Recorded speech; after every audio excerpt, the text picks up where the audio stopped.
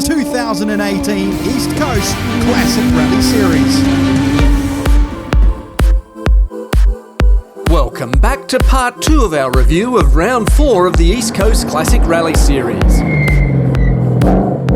Clay Badenoch is currently sitting in 6th in the Classic Series, so a good result here could easily see him jump up the scoreboard. After using the Corolla at the last round, Badenoch and co-driver Katrina Kelly are back in the RA40 Toyota Celica after a refresh of the car. It's got a fresh engine, fresh gearbox, fresh diff, so what can go wrong? So she's ready for it, and we're ready for it, and the roads look exciting, weather's spectacular, so can't wait. They were off to a bit of a cautious start, 6th fastest on the first East Coast stage, but then went on to set top 4 and top 5 times in every one of the remainder of the daylight stages.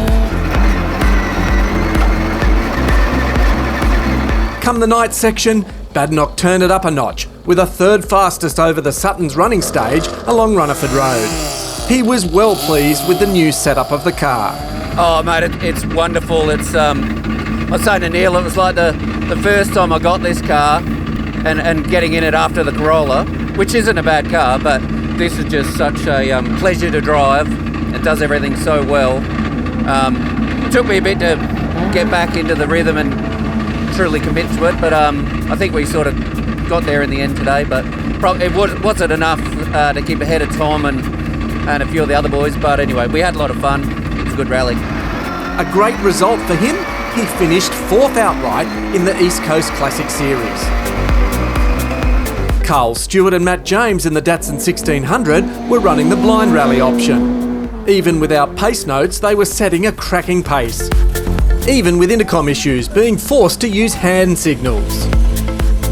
In stage 4, they were the 3rd fastest classic car, beating both Badenoch and Monkhouse by 10 seconds over the 19.7 kilometre Premier Pool stage.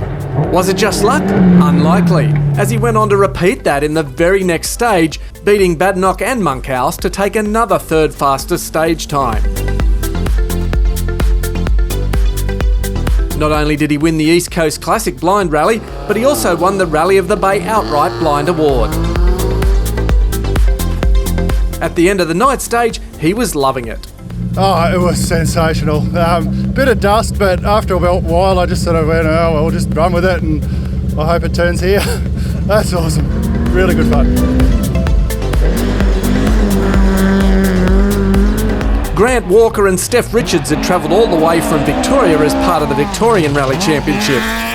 But because they're in a classic car, they automatically qualify for points.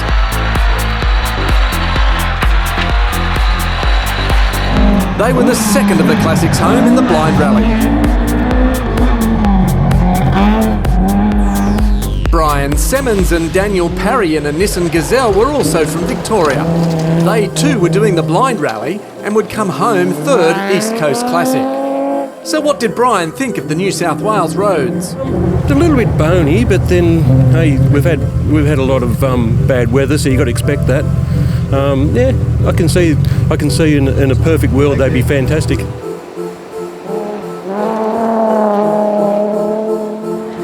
In the outright East Coast Classic and on pace notes, Ben Barker went into the afternoon stages with a 12-second lead. Faultless driving and precision control of the BMW 320 IS would see the team extend their lead over the opposition significantly. By the end of the night stage, Barker and co-driver Damien Long would win the event by just over 1 minute. Tom's given me a good fight all day, so it's been great fun. So I don't even know where we ended up, to quite honest, outright. But no, we're mixing amongst the four-wheel drive, so it was a good day.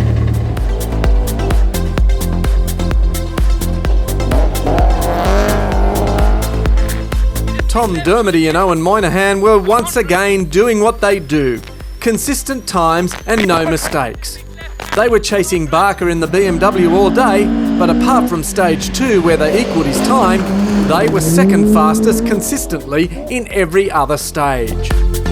Another great result and a haul of points for a team with a car that never misses a beat. It hangs together pretty well, and hole, and the boys look after it pretty well, and it's always well maintained. So, yeah, we haven't hit much this year, so we're lucky. Yeah, look, at consistency is starting to pay off, and we're here at the end, and we have a nice bundle of points going home. So, see how we go. 9 left opens, 150. Finishing third outright in the East Coast Classic Pace Note event was Jack Monkhouse and Katie Fletcher in the Datsun 180B. They'd come to the Rally of the Bay to do some testing and sort out the new car.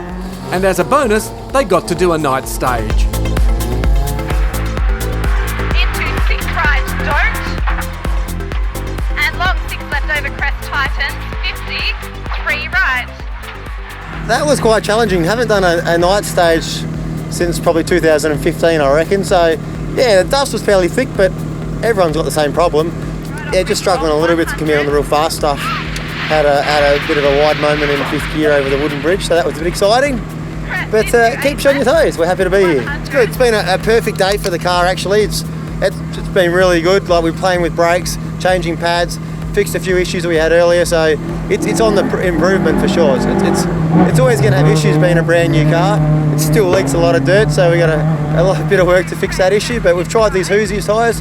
They've been awesome, and yeah, just want to get out there and do some more rallies now. 34 left. So let's just review the top 3 places from the Pace Noted and the Blind Rally options.